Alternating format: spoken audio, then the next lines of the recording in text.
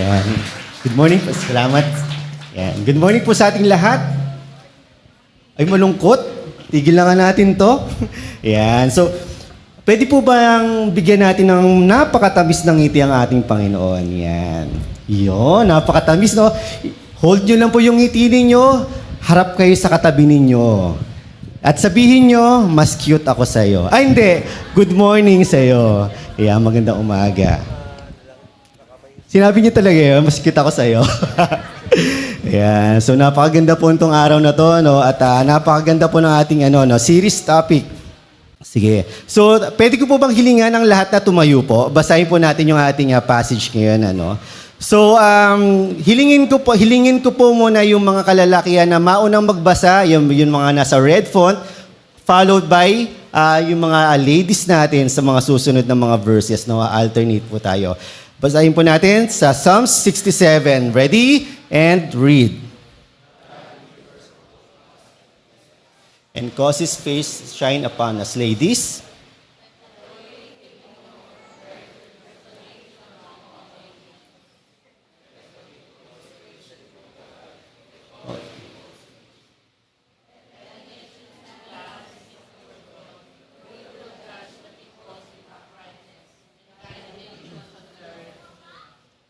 Let all the people praise you, O God. Let all the people praise you. Our God blesses us.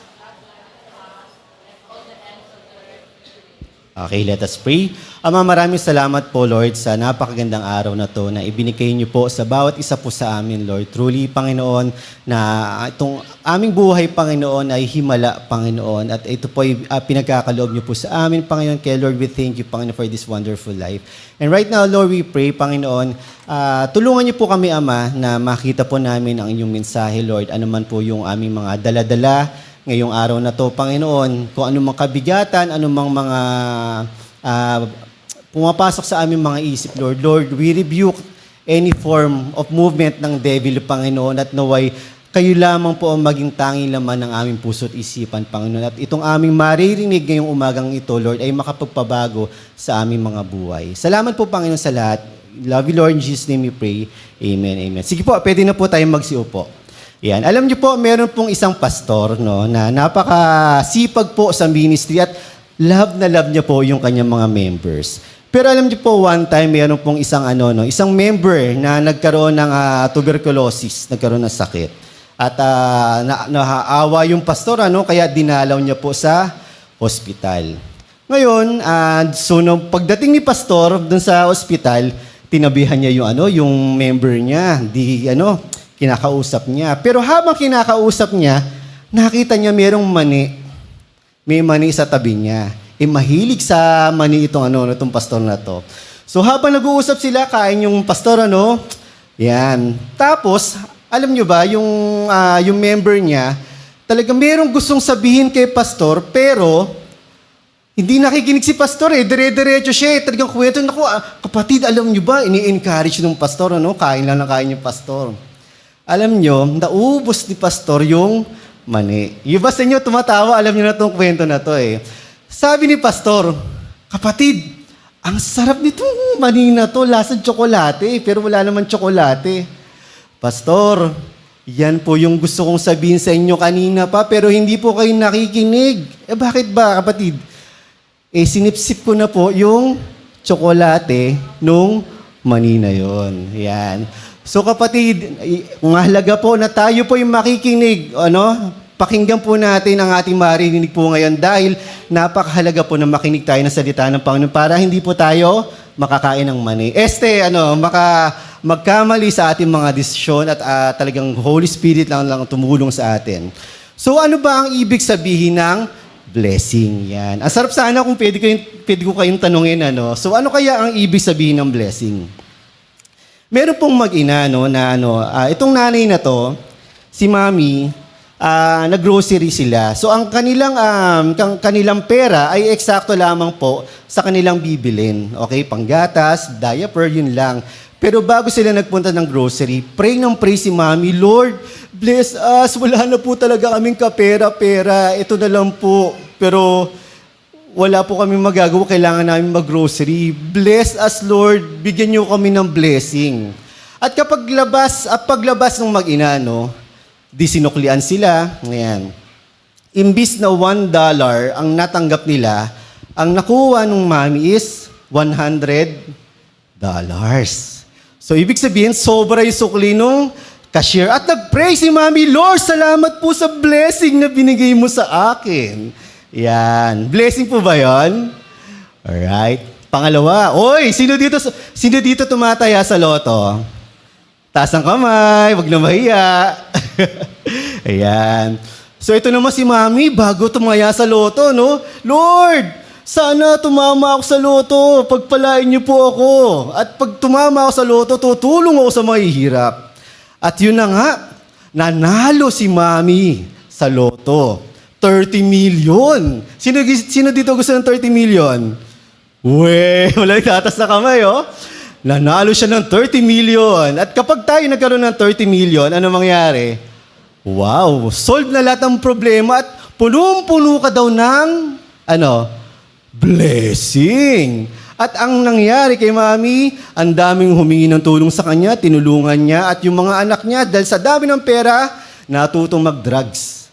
At nasira ang buhay ni Mami at naubos ang blessing daw. Pangatlo, etong si Christian, yan, nagpe-pray ng trabaho. Lord, pwede niyo ba akong pagpalain? Gusto ko pong magkaroon ng trabaho para makatulong po ako sa family ko at makatulong ako sa ministry. At nagkatrabaho si Christian. Ano nangyari? Ang ganda ng trabaho niya, pero dun sa trabaho niya, kailangan niya mag-sinungaling. Okay? Meron bang trabaho na kailangan magsinungaling? Meron, di ba? Ako, napasok na po sa trabaho na, ay, wag mo sasabihin to, ha? Ay, kailangan ganito ang sabihin mo, hindi ganito. So, at bukod pa doon, hindi na po siya nakakapagsimba dahil may pasok ng Sunday. Okay? So, pero ang laki-laki ng sweldo ni Christian. So, nakatanggap ba siya ng blessing? Ano ba ang ibig sabihin ng blessing? Ayan, ito bata pa lang, confused na. Ano ba ibig sabihin ng blessing? Ang ibig sabihin po ng blessing, ito po yung bagay na natanggap natin mula sa Panginoon at nung natanggap po natin yung pagpapala na yon, lalo po natin siyang nakilala, lalo natin siyang minahal, at lalo natin siyang paglilingkuran. Okay? Ito po yung tunay na blessing. Pero, kung may mga bagay na dumating sa buhay natin na talagang parang napakalaki, napakaganda, o talaga namang natuwa tayo, pero itong bagay na to ay naglayo sa atin sa Panginoon. Hindi po ito blessing. Kasi alam nyo ba, hindi lang ang Diyos nagpapala. Ang diablo, nagpapala siya, pero hindi talaga pagpapala. Mukhang pagpapala, pero ang tawag doon ay temptation. Kaya ingat po tayo sa mga decisions na ginagawa po natin, sa dumarating po na sa mga buhay natin, pag-isipan po natin, Lord, pagpapala niyo po ba talaga itong binigay niyo sa akin? Malinaw po ba kung ano ibig sabihin ng blessing, saka hindi blessing? Okay, yan. So, kapag tataya tayo sa loto, dapat mag-pray po muna. Okay? Biro po, hindi po dapat tumataya ang isang Kristiyano sa loto. Okay? Dapat tayo po ay nagtitiwala sa Panginoon. Ayan. So, the whys of God's blessing. Ito yung mga katanungan natin sa pagpapala ng Panginoon. Number 1, what blessings should we ask for? Di ba pag nagpe-pray po tayo minsan, Lord, i-bless niyo po yung family ko. I-bless niyo po ako. Napaka-broad. Kasi pag sinabi natin blessing, malawak po ito. Okay? Tingnan po natin kung ano po mamaya, kung ano talagang ibig sabihin ng blessing in the context of the Bible. Ayan. So, number 1, sabi dito sa Psalm 67 verse 1, God be merciful to us. Pag sinabing God be merciful to us, yung author nito ay may hinihingi sa Panginoon. By the way, ang Book of Psalms po is, sino po ang author ng Book of Psalms? Si Shakespeare? Hindi po. Ang author ng Book of Psalms, si David at marami pa po. Okay? So, alam nyo ba si Moses din, meron din siyang naisulat dito sa Book of Psalms. So, itong Psalm 67, unknown po kung sino yung nagsulat po nito. Pero, itong author na to ay iba po yung puso nito. Mamaya malalaman natin kung gaano kalalim yung puso nito. No? So, una, he is asking for the blessing of mercy. Kayo po ba, pag nagpe-pray tayo sa Panginoon, humihingi tayo ng awa sa Kanya? Anong ibig sabihin po ng mercy is asking for God's favor, kindness, and compassionate response to the needs of His people. So why we need mercy? Bakit kailangan natin ng awa sa Panginoon? Bakit natin kailangan humingi ng awa sa Panginoon? Una, we are sinners and God is just and righteous. Ulitin ko po, no? Tayo pong lahat ay makasalanan. Meron po bang hindi makasalanan dito? Wala po. Lahat po tayo ay makasalanan. Kanina lang pagising natin sa umaga, di ba? Ang init ng ulo natin, ano? So, dun pa lang may mga kasalanan na tayong mga nagagawa. So, lahat po tayo ay makasalanan. At may mas mabigat pa tayong problema. Bukod sa makasalanan tayo, God is righteous. Okay? God is holy. Ano ba ibig sabihin ng holy? Alam niyo po ba, pag sinabi natin holy, ni isang tuldok na kasalanan na nagawa natin, ayaw ng Panginoon. Kaya mga kapatid, since we are sinners, dapat sa araw-araw, sa bawat moment ng buhay natin, tayo ay humihingi ng awa sa Panginoon. Lord, kunyari, nakapagmura ka, Panginoon, patawarin mo ako. Nakapagsinungaling ka, patawarin niyo po. Kaya ang prayer po, hindi lang po ito yung basta pipikit ka, bago matulog, pagkagising sa umaga. Hindi lang po yun ang prayer. Ang tunay po na prayer, yung hanggat buhay ang isip natin, nakikipag-communicate tayo sa Panginoon, yun po ang tunay na prayer. Okay? Pangalawa, bakit kailangan natin ng awa? Bakit natin kailangan humingi ng mercy sa Panginoon? We are always in need. Lahat tayo palaging mayroong pangangailangan. Sino dito may mga nagpe-pray ng pangangailangan? Wow, rich kid, wala ah.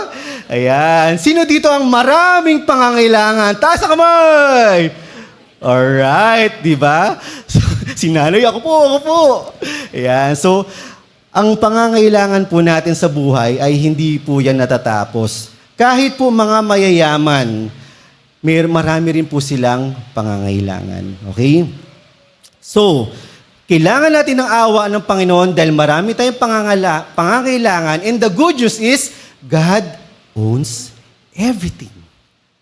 Nasa Diyos na ang lahat. Bakit hindi ka humihingi? Naiya po ako kay Lord kasi hindi po ka worthy. Hindi po ganun. Sabi ng Panginoon, talaga humingi ka sa Kanya kung kailan mo gusto.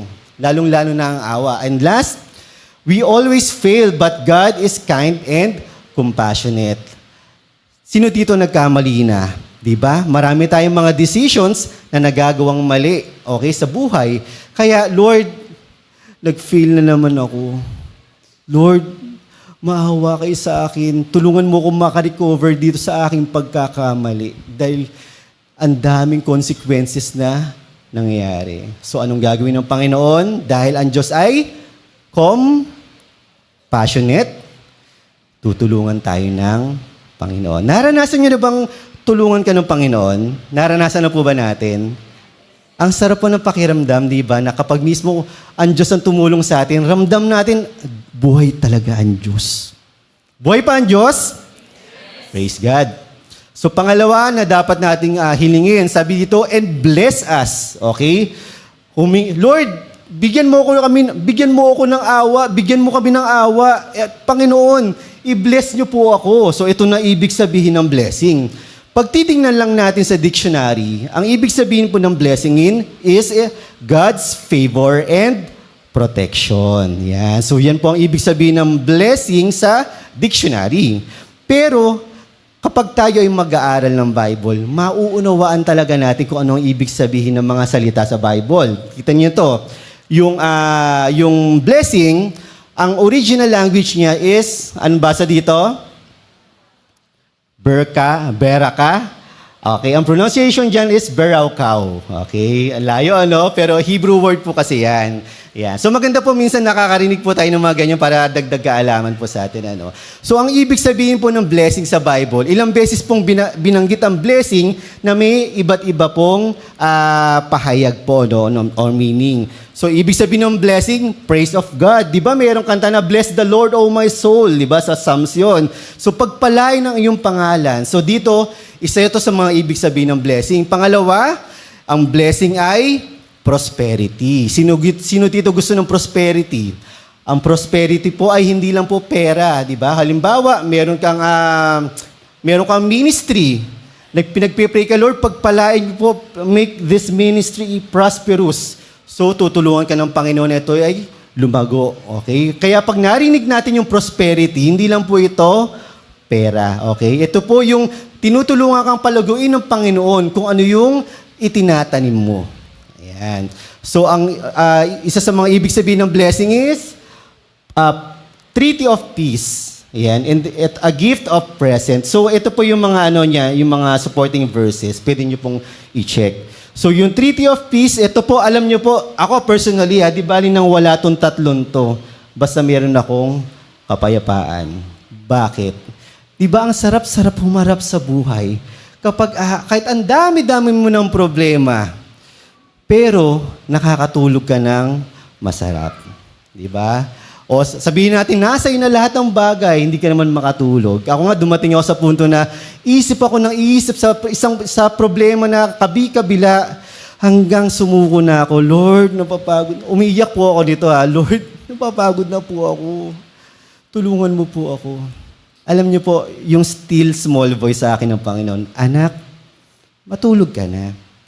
Pahinga ka na. At after po nun, ang sarap po ng tulog ko. Pagising ko, nandun pa rin po yung problema, pero pinaalala sa akin ng Panginoon na kasama ko siya palagi. Okay? Kasama niyo ba ang Panginoon palagi? Ayan, amen. Kaya, kung ano man ang dala-dala ninyo sa puso po ninyo, lagi niyong tatandaan, ang Panginoon, palagi kayong kasama. Hindi lang kayo basta kasama ng Panginoon, maawain ng Panginoon, mahal kayo ng Panginoon. Okay?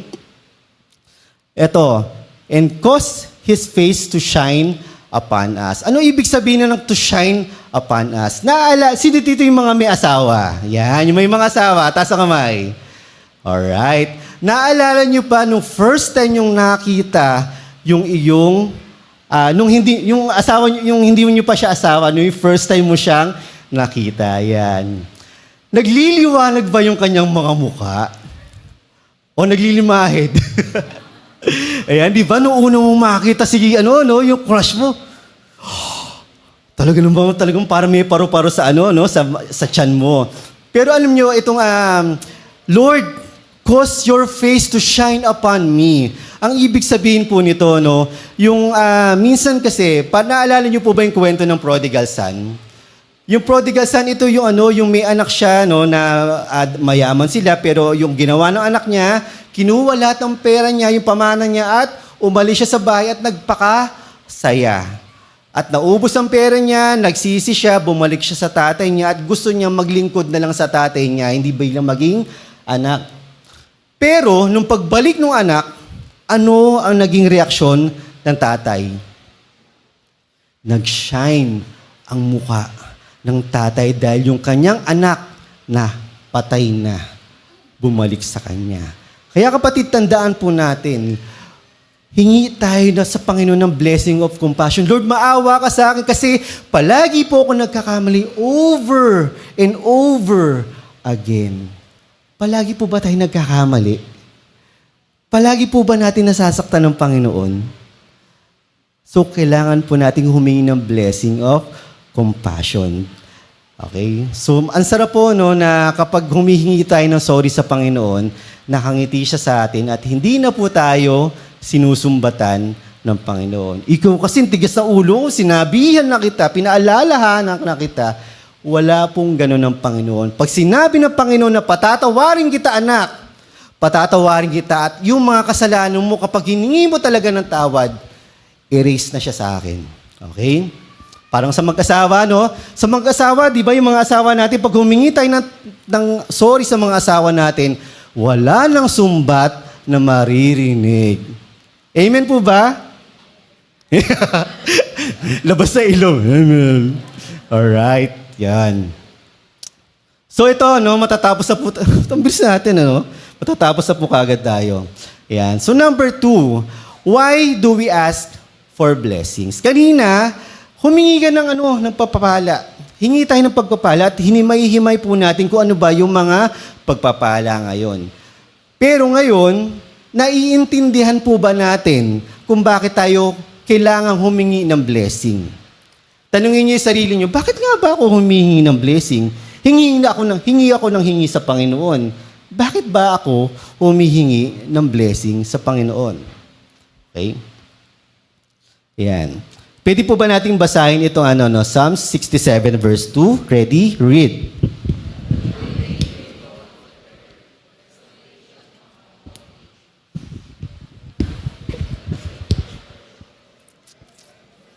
Ayan. Sabi ko, Psalm 67 to lang eh. Lord, hindi. Ayan, very good. Good job dahil nabasa po natin lahat, So sabi dito, that your way may be known on the earth, your salvation among all nations.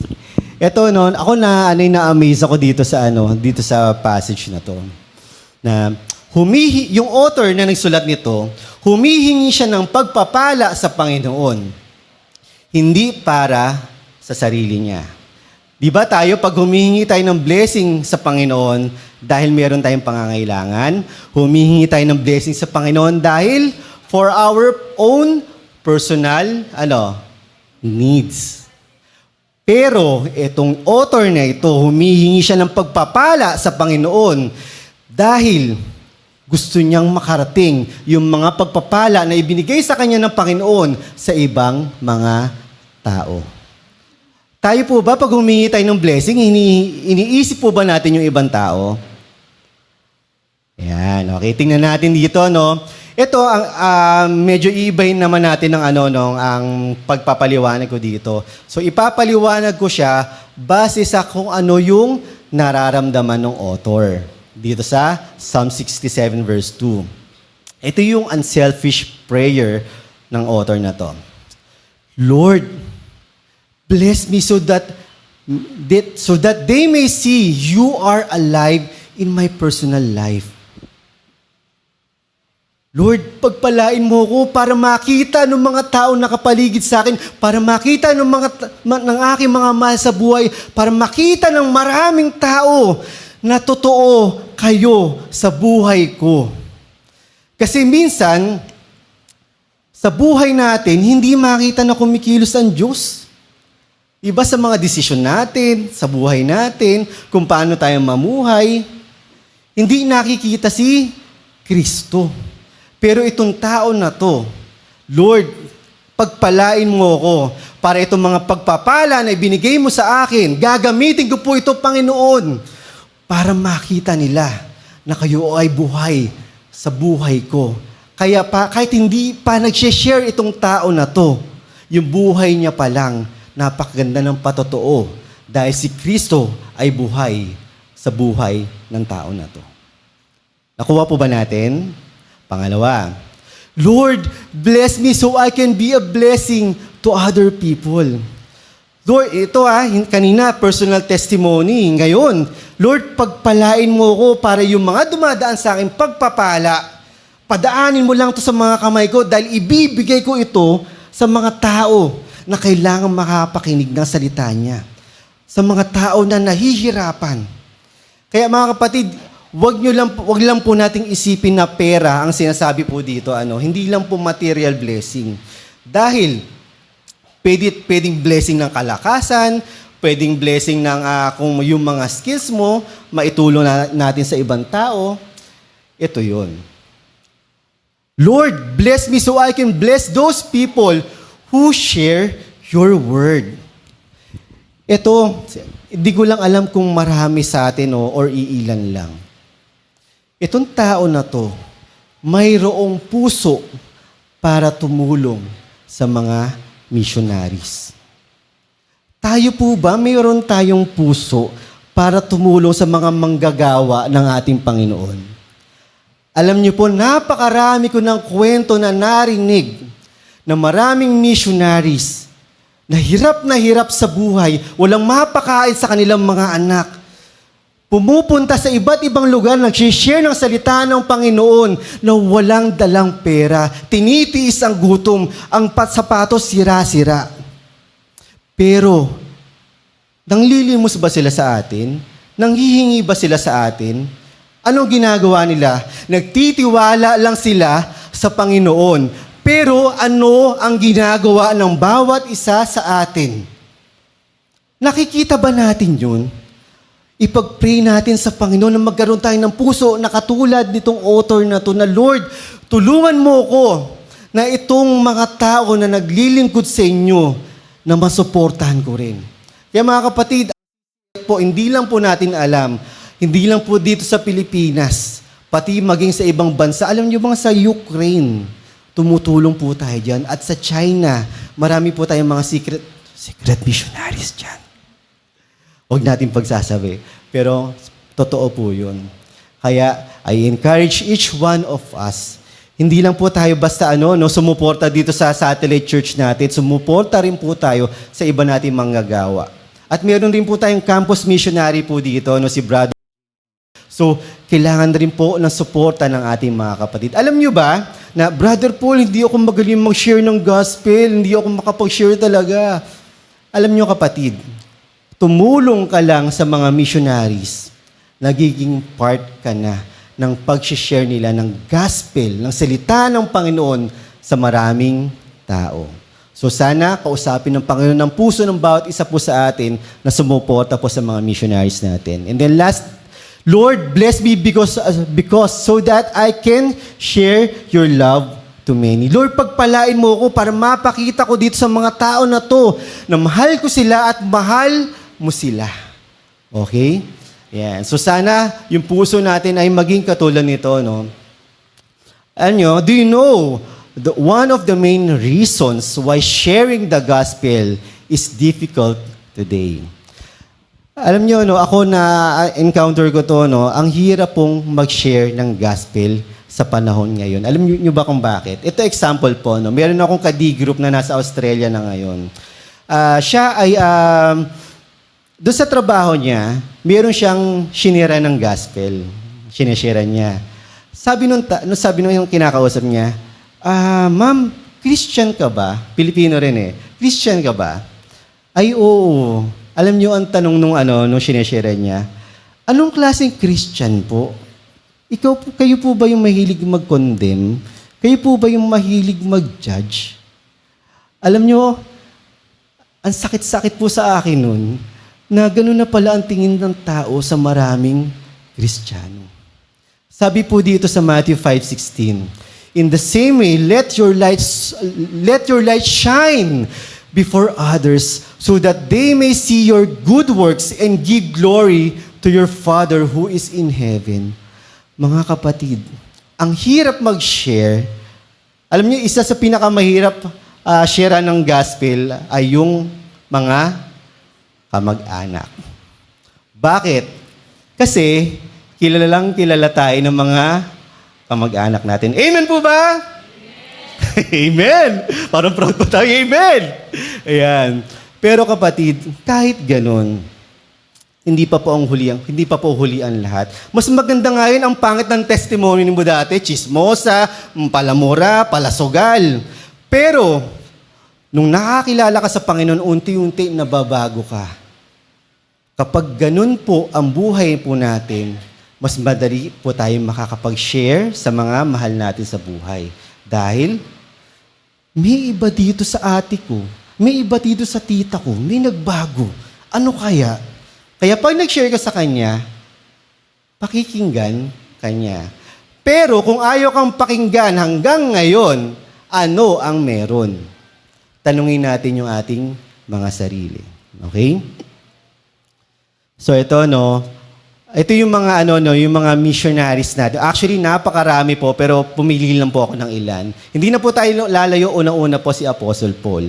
Si Apostle Paul, siya po ay nag-spread ng teachings of Jesus throughout the Roman Empire and wrote many of the New Testament epistles. At bukod po doon, si Apostle Paul po, kung tayo po ay nagbabasa ng, mga epistles po niya, at sa Book of Acts, siya po ay naka-experience ng shipwreck, yung muntik na malunod, dahil nasira yung barko. Siya po ay binugbog at halos mamatay na. Siya po ay natuklaw ng ahas. Siya po ay pinatay, pinugutan ng ulo. Pero, bakit ang dami niya na-experience na pangit, pero ba't nagpapatuloy pa rin po siya sa paglilingkod sa Panginoon? David Livingstone, siya po ay nag-share sa East Africa. Ang advocacy po niya is, ihinto po ang slave trade. Nung panahon po na yun, ay napakagandang hanap buhay po ng pagbebenta ng mga alipin. Ayan. So, pero, naawa siya sa tao at gusto niyang tanggalin itong slave trade. At kapag ito po ay kinalaban po natin, maaari po tayong mamatay. Maaari po tayong mapatay. Okay? At siya po ay namatay sa malaria at internal bleeding. Okay? Hindi po naging madali at masarap ang buhay po niya. At sa totoo lang, napakahirap po. Mary Slessor, so siya po ay nag-share ng gospel sa Nigeria. At ang advocacy po niya is itigil po yung pagpatay sa mga kambal. Dahil sa Nigeria po, nung panahon na yan, ang kambal daw po ay parang sinumpa. Okay? Parang hindi normal. Kaya pag nagkaanak ka ng kambal, patay kaagad ang baby. At pinapractice rin nila yung human sacrifice, so yun ang ginawa niya. No? At itong tao na to, hindi rin naging maganda ang buhay niya at namatay siya sa malaria.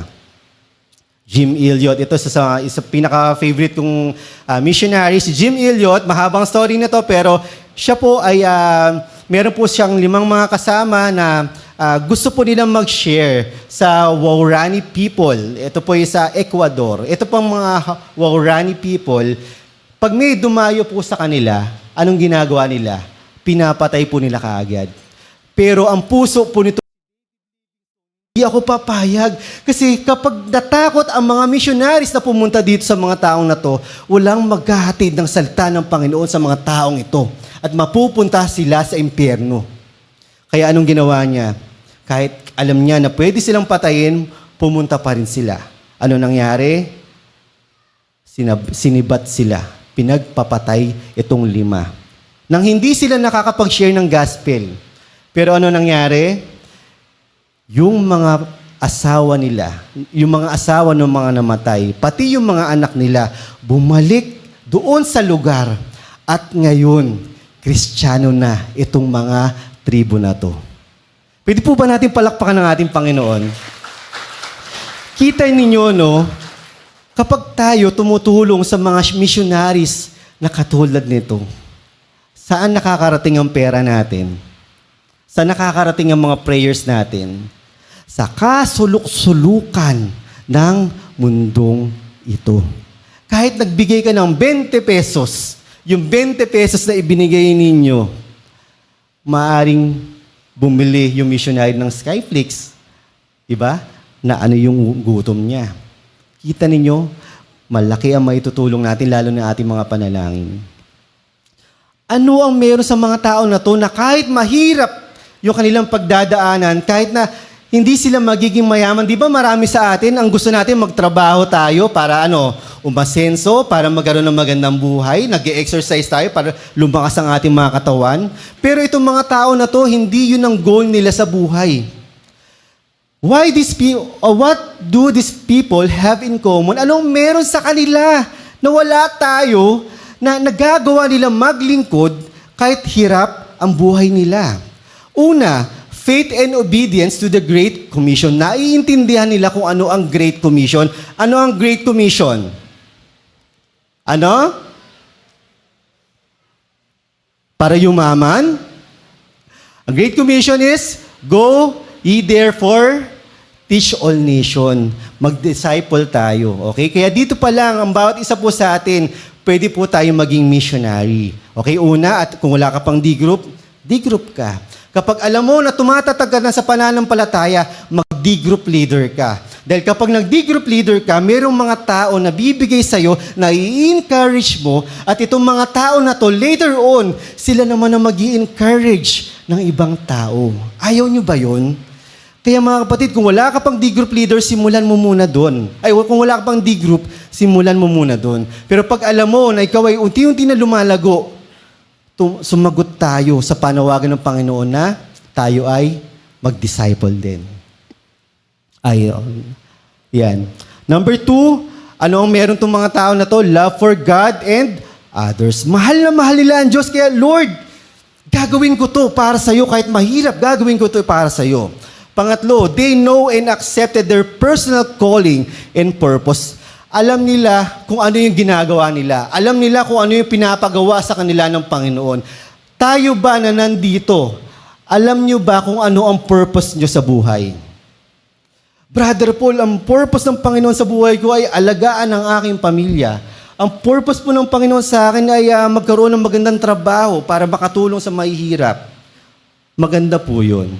Isa lang po yun. Pero ang pag ikaw ay Kristiyano, isa sa mga main purpose natin sa buhay natin, isa sa mga calling natin sa buhay po natin, ay ihayag natin ang salita ng Panginoon sa mga tao na nakakasalamuha po natin. And another thing, kaya itong mga tao na to, itong mga missionaries na to, hindi po sumusuko dahil meron po silang hope and eternal perspective. Ano ibig sabihin nito? Di bali nang mahirapan ako, di bali nang mamatay ako dito sa buhay na to. Basta, sinusunod ko ang Panginoon dahil alam ko pag namatay ako, sa langit ang punta ko. Para bang di bali nang mauna na ang hirap, Lord, mahirapan na ako dito sa mundong ito. Pero kahit naman nahihirapan ako, hindi ko rin naman maramdaman dahil sobrang-sobra yung pagmamahal mo sa akin. Kapatid, kapag kayo ba nahihirapan, ano ang mas lamang? Yung pag-aalaga sa inyo ng Panginoon o yung problema? Balansihin natin. Kapag mas lamang ang problema, may problema tayo sa relasyon natin sa Panginoon. Pero kapag dumadanas, kahit ang dami mong problema, pero yung problema na yan, mas natatabunan ng pagmamahal ng Panginoon, natatabunan ng pagtitiwala natin sa Panginoon, magiging masaya ang buhay natin katulad itong mga tao na to. At number 5 and last, itong mga tao na to, nagpapatuloy sila sa gawain, nagpapatuloy sila sa pag-share ng salita ng Panginoon dahil alam nila na may mga tao na nanalangin sa kanila at sumusuporta. Pwede po ba natin pag-pray yung mga missionaries natin sa mga personal prayers natin? Pwede po ba? Pag-pray po natin yung mga manggagawa dito sa church, pag-pray natin yung mga pastor, pag-pray natin yung mga elders natin sa CCF. Dahil itong mga tao na to ay ginagamit ng Panginoon para makarating ang salita niya sa marami. Okay? So, nagiging part po tayo ng paglago ng church. So, ito na po. Last na po, no? Ayan. What are the fruits of blessing? So, kanina, ano yung mga blessing na dapat natin hingin sa Panginoon? Pangalawa, bakit tayo humihingi ng pagpapala sa Panginoon? Itong pangatlo, ano naman yung bunga kapag nakatanggap ka na ng mga pagpapala ng Panginoon? Hoy! Pwede po ba natin basahin itong Psalm 67 verse 3? Ready? Read.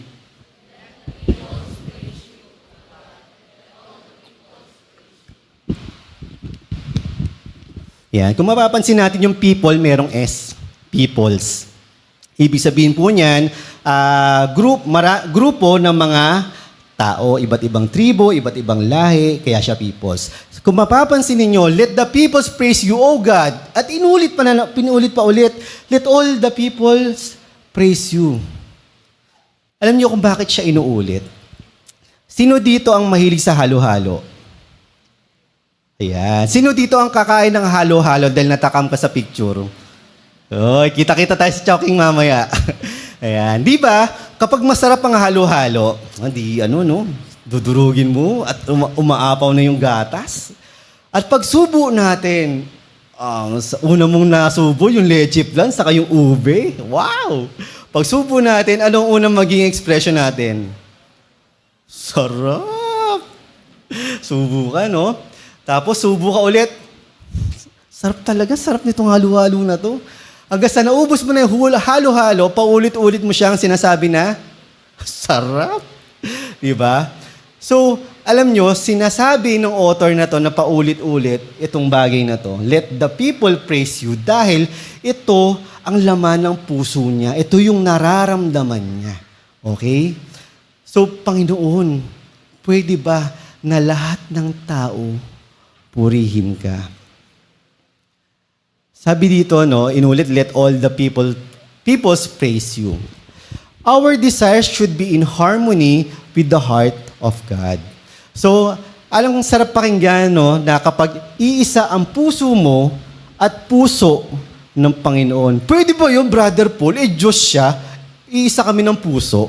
Ako naalala ko po nung ako po, yung father ko po kasi, hindi ko po siya nakita. 1-year-old pa lang ako, pumunta siya ng Amerika, nag-asawa po siya, nagkaroon siya ng ibang family. So ngayon, talagang completely inabandon kami. Tapos nung nagplano siya umuwi dito sa Pilipinas, akala ko gusto niya kami makita. Yung pala gusto niya ma-meet yung mga kaibigan niya. So ako naman bilang bilang Kristiyano na, talagang Lord, tulungan mo ako na mapatawad ang tatay ko. So akala ko hindi ko siya mahal, akala ko wala akong nararamdaman sa kanya. Pero alam niyo ba nung nakita kami ni Papa, yung anak kong panganay noon si Luis, parang 6 years old pa lang yata noon. Nung magkasama kami, wala lang, parang nagkita lang kami. Pero nung nagkatinginan kami ng eye to eye, nakaramdam ako ng lukso ng dugo. Yung parang, ay, mahal ko pala siya. Nakaramdam ako ng pagmamahal. Naramdaman ko na, ay, tatay ko talaga to. Ayan. Kasi yung mga magulang natin ngayon, pag palagi mong kasama, hindi mo mararamdaman yung lukso ng dugo eh. Ako naramdaman ko siya eh. So ako na-imagine ko dito yung iisa ang puso natin at ang Panginoon. Ang puso ng Panginoon is for all the people na mahalin siya. Ang gusto ng Panginoon, lahat ng tao tanggapin siya at makakilala sa Kanya. Tayo minsan nagpe-pray tayo ng Lord, iligtas niyo po itong tao na to dahil mabait siya eh. Lord, iligtas mo itong tao na to dahil nanay ko siya o kapatid ko siya. Pero yung puso ng author na to, Lord, pwede po bang lahat ng tao makakilala sa inyo? Pwede po bang lahat? Sa ating iniisip natin, imposible. Di ba? Imposible. Pero in reality, talagang hindi naman po lahat talaga ay makakakilala sa Panginoon. Pero, ang gusto ng Panginoon, katulad, maliit pala itong basahin ko sa inyo, sa 2 Peter 3:9, lagpas ako na lang. Not wishing that any should perish, but all should reach repentance. Kita po dyan, lahat gusto ng Panginoon, makarinig ng salita ng Panginoon, lahat ay tumanggap sa Kanya. Ganon din ba ang puso ng bawat isa po sa atin? Na pag-pray natin lahat, wag specific. Pag-pray natin, Lord, lahat ng umatin dito sa CCF, lahat ng mga bisita dito, lahat po sila makakilala. Ganito ang puso nitong author na to. If we will use our blessings to win people to Christ. Yan na, kung gagamitin daw natin yung mga blessing na natanggap natin to win people to Christ, ibig sabihin ng to win is madala natin sila sa Panginoon. Ulit nagpray ka ng blessing, nakatanggap ka ng blessing, at ginamit mo tong blessing na to para maihatid ang salita ng Panginoon sa maraming tao. Ito yung magiging bunga. Number 1, many will experience the joy of salvation. Na-enjoy mo ba na meron kang relasyon sa Panginoon? Lord, nalulungkot po sila Uulitin ko ang tanong, nag-e-enjoy ba tayo, masaya ba tayo na meron kang relasyon sa Panginoon ngayon? Nag-i-enjoy tayo, di ba? Ang sarap, di ba, na kapag may problema ka, dead end, wala na talagang solusyon, bigla na lang magpe-pray ka, gumagawa ng himala ang Panginoon. Anong pakiramdam? Hindi lang ka basta masaya, maiiyak ka talaga dahil Lord, buhay ka talaga. Lord, mahal mo talaga ako. Kapatid, yung nararamdaman nating joy na yon, ipag-pray natin na maramdaman rin ng ibang mga tao na napaka-miserable ng buhay nila dahil wala Kristo sa buhay nila. Umaasa lang sila sa pera, umaasa lang sila sa tulong. Pero tayo, iisa lang ang aasahan natin na alam natin na anytime na maaari tayong mangailangan, meron Diyos na nagko-comfort sa atin dahil pakinggan yung maigi, mahal na mahal na mahal, na mahal na mahal na mahal na mahal ka ng Panginoon. Tandaan po natin yan. People will find hope and peace in the midst of suffering. Ang sarap po na dumaan sa problema, no, na nakakangiti ka. Kaya alam nyo kapag isang Kristiyano, walang Kristiyanong pangit. Tingnan mo yung mga katabi mo. Tingnan mo yung katabi. Pangit ba yung katabi mo? Oh. Pangit ba? Hindi na lang ha. Alam nyo, kapag isang Kristiyano, may kapayapaan. Alam nyo, ito, may scientific, may scientific explanation dito, na kapag hindi ka na-stress, na kapag alam mo, ma-stress ka ng konti, pero kukomfort ka ng Panginoon, di ba? Gumaganda ang isang tao. Dahil alam natin na ang Diyos nandyan palagi. So sana, maging desire natin ito na maramdaman rin ng iba. Meron ba kayong mga mahal sa buhay na hindi pa Kristiyano? Meron pa. So sana ang prayer natin na ma-experience rin nila yung na-i-experience mong unspeakable joy. Ito, letter C, kapag yung fruits of blessings, we will glorify our Father. Kapag tayo pinagpapala ng Panginoon at ginagamit natin sa tama yung mga blessings na dumarating sa atin, ma-glorify natin ang ating Panginoon. Sa paanong paraan? Ba't kaya itong kapitbahay ko, ang dami-dami ng problema, iniwanan na ng asawa, may sakit na, wala ng pera, pero ang saya-saya niya. Pero ba't ako, nasa akin na ang lahat, ang lungkot-lungkot ko? Diba? Ano kaya ang meron sa kanya? Kristiyano pala itong tao na to. Ano kaya ang Paano kaya ako magiging ganun din? Nakuha nyo? Kapag tayo, ginagamit natin ng maayos yung blessing natin at nagmamanifest sa buhay natin, nagliliwanag ang buhay natin sa mga taong nakapaligid sa atin na punong-puno ng kadiliman at kalungkutan sa buhay nila. Ayan. So sabi dito, for you judge the peoples with equity. Ito matindi, for you judge the peoples with equity. Alam niyo, ibig sabihin nito, ang Diyos. Kanina, napag-aralan natin, narinig natin na mahal tayo ng Panginoon. Pero isa sa mga katangian ng Panginoon na dapat ating katakutan, na God is a just God. Pag sinabi natin matuwid, pag mali-mali. Pag kasalanan, kasalanan. Hindi yung kahit na gagawin ko tong immorality na to. Alam ko naman, God is love. Kaya pupunta ako sa heaven. Hindi po ganun ng Diyos. Huwag nating tinanan napakababa ng Diyos. Napakataas. Sa totoo lang, walang makakarating sa standard ng Panginoon ni tuldok. Kahit sabihin mo nang nagkasala ka nung kinder ka lang, nagsinungaling ka, kinder isang kasalanan lang yun Yung tuldok na kasalanan na yun, dahil God is a holy God, hindi ka papasukin sa langit. Sa Psalm 67 verses 4-7, the earth has yielded its increase. So, kung titingnan natin itong verse na to, parang yielded, dumami. Okay? Para bang nagtanim ka, tapos umani ka ng maraming mga fruits or vegetables. Alam niyo mga kapatid, God has given so much before you even ask for a blessing. Minsan humingi tayo ng blessing, Lord, bless mo ako, Lord, hirap na kami. Lord, i-bless mo ako dahil marami kaming pangangailangan. Pero sabi ng Lord, pwede bang tumigil ka? Tumahimik ka muna. Kumuha ka ng ballpen at papel. ilista mo yung mga pagpapala na ibinibigay ko sa iyo. Ilista mo kung ano yung mga pagpapala na meron ka.